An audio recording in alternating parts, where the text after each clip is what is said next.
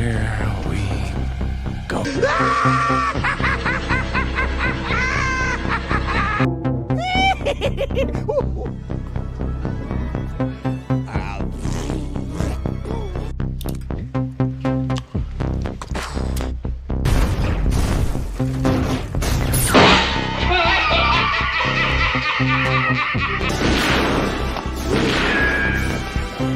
Is like gravity. All it takes is a little push.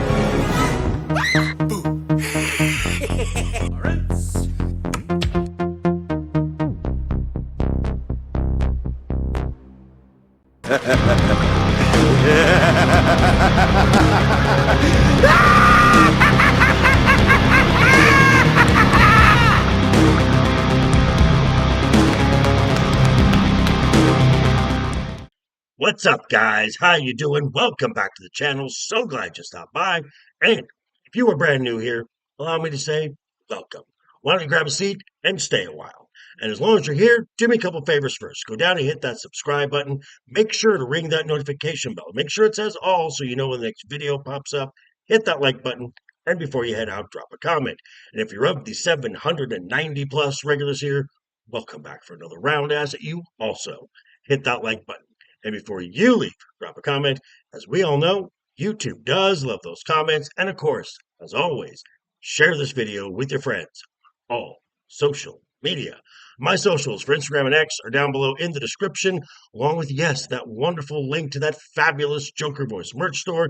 And shout out to Mr. Jacob Ironside for once again providing a thumbnail for this video, in which we're going to talk about storytelling. It's what we remember most about great movies that we've seen, and it's why we tune in to our favorite TV shows.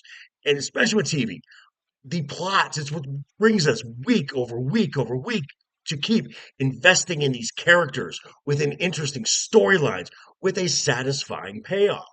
Now, Wednesday night is overbooked. We have always said that, especially in pro wrestling, story is king.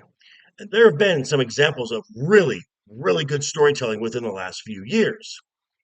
Keyword, been good stories. Lately, storytelling has been kind of lacking across the board. So let's take a look at what was, and frankly, where we're at now. This is gonna be good. Now, I do give AEW a lot of flack for not telling great stories, but I have to give credit where credit is due, as one of the best stories in all of pro wrestling in the last couple of years is the tragic tale of Mariah May and Timeless Toni Storm. Now, this 2-year story started like a lot of classic wrestling stories do. You've got a young, new talent who is taken under the wing of the established veteran. Now, our characters move along through the plot, which has Toni Storm defending her world championship time and time again, and Mariah May, the eager student, also racking up wins along the way. Now, through other character development parts, the in-ring promos, video and backstage segments, you can see that these two are sharing a bond and a genuine friendship, and then it all gets turned on its head when Mariah May betrays her friend, her mentor, to reveal her true character, the woman from hell. And not only does she break Toni's heart, but soon after, she takes her world championship. Now, Toni would eventually regain her title, which just drives Mariah to become a much more vicious, sadistic villain. And it sets up the only way that this tragedy, this tragic tale, can come to a close. And that is with a Hollywood ending.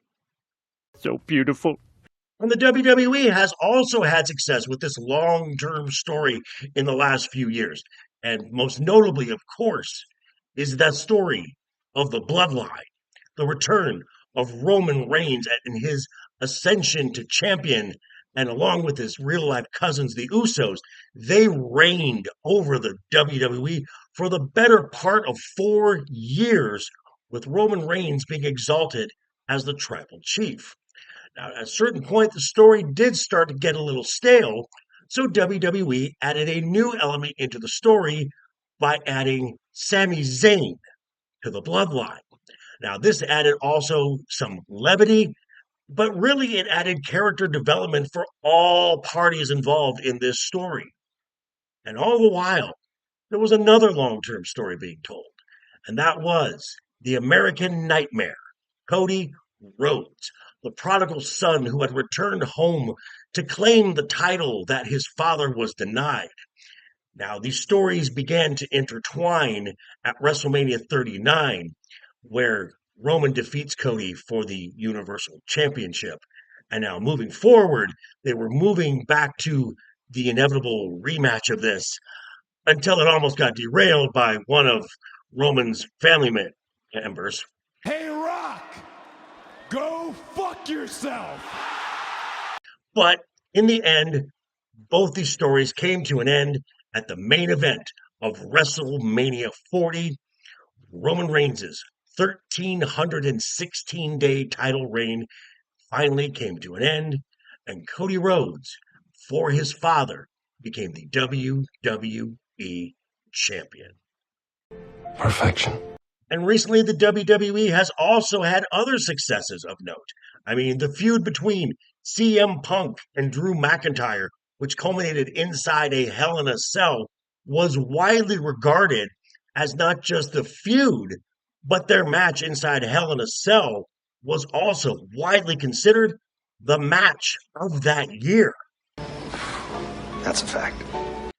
Unfortunately, not all stories are a hit. Some of them are a miss. I mean, in the same year as Punk and Drew, you had the feud between Rhea Ripley and Liv Morgan over the Women's World Championship and Dominic Mysterio as well. Unfortunately, this story, which started off with a lot of potential, just dragged out far beyond where it needed to be. And where there was investment at the beginning, at the end, just turned into apathy. That is true. And most recently, another huge miss was the story of the three Joshis on Raw, that being Kairi Sane, Asuka, and Io Sky.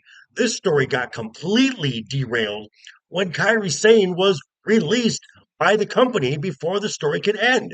So again, like I said, this completely derailed everything, and it denied not only the talent involved, but us as the fans who had invested our time and emotion in this. We were all not allowed to have the emotional payoff to this story that we all deserved. It's wrong. So, where are we now? What's the state of affairs? It's not in a good place, if I'm being completely honest. I mean, where we had character development, we now on TV see open challenges which require absolutely zero creativity whatsoever. Where there was emotional investment is now being sacrificed for whatever new celebrity can be inserted to not elevate the story, but to elevate that celebrity's mainstream profile. And at the worst, the story gets completely ripped away in order to satisfy a corporate bottom line. And it's not as if the WWE doesn't have the talent on their roster or the means to tell good stories. They absolutely do. And all we as fans ask of them is one simple thing. Don't fuck it up. Unfortunately, under TKO, this is what we're getting right now. But these are just my thoughts. Let me know yours down below in the comments. And be sure to tune in tonight, 6 p.m. Pacific, right here on this channel, where me and the guys will be talking about this and a whole lot more. Of course, I'm talking about Wednesday night is overbooked. But yeah, thanks for stopping by, folks. Again, quick reminder before you head out the door, hit that subscribe button, ring that bell if you liked the video, give it a thumbs up. If you didn't like the video, hey, thanks for sticking around this long. I appreciate it. And I will see you folks all very soon. Hope you're having a great week. Have a wonderful rest of the week ahead of you. Always have fun. Keep talking. Keep smiling. Until next time.